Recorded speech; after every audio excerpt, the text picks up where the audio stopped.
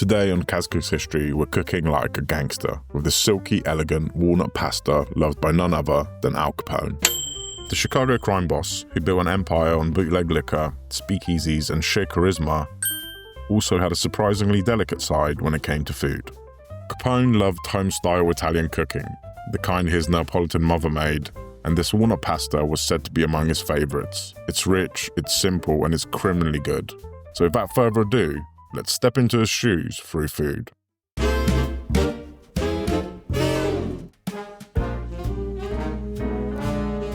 The name Al Capone conjures up a certain image: pinstripe suits, cigars, Tommy guns, Chicago in its lawless heyday. He's become larger than life, a fixture in pop culture, from old gangster films to TV dramas and video games. Got nothing. The blueprint for the American mobster. But before the headlines and the legends, Capone was just a kid from Brooklyn. Born in 1899 to Italian immigrants chasing a better life, Capone was the fourth of 9 children. His father was a barber, his mother a seamstress. Simple, hard-working people who carried the taste of the old country into their small New York kitchen. For young Capone, that kitchen was likely a warm and inviting place in an otherwise hard world. But by the time he was a teenager, the streets of Brooklyn had taken hold of him. He left school early and drifted into gang life, falling in with street gangs on the South Side. By his early 20s, he'd followed his mentor Johnny Torrio to Chicago, just as America outlawed alcohol in 1920. Prohibition turned the city into a gold rush for gangsters, and under Torrio's guidance, Capone built an empire of bootlegging, brothels, and speakeasies.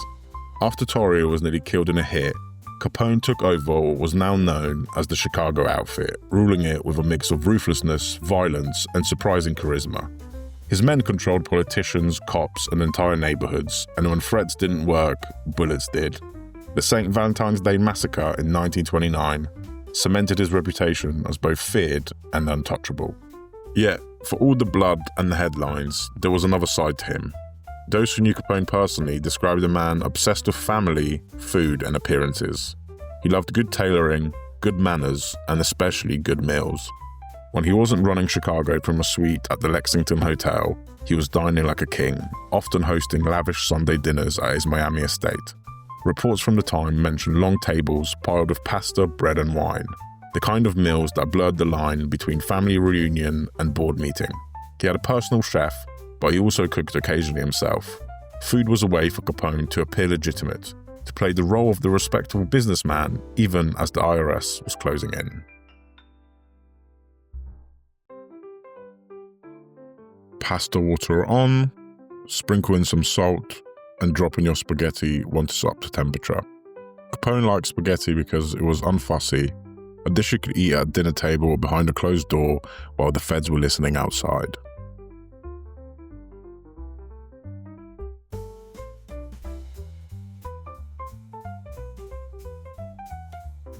While the pasta boils, add minced garlic to a pan with the extra virgin olive oil and cook over medium heat, letting the oil infuse with flavour.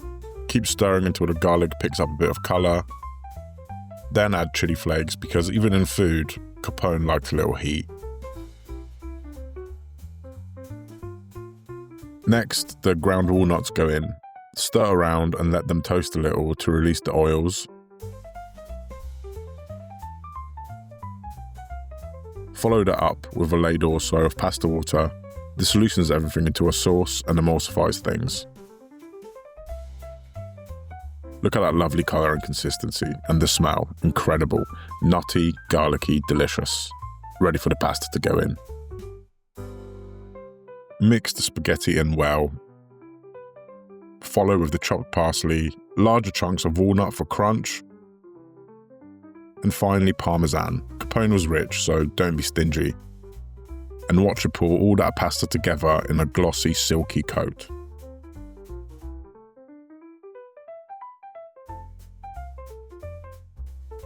When Prohibition hit in 1920, it didn't just draw up the liquor trade, it changed how people gathered around the table.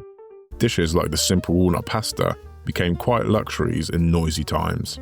In the back rooms of speakeasies, the hidden, password-only bars Capone helped supply, food like this kept things grounded.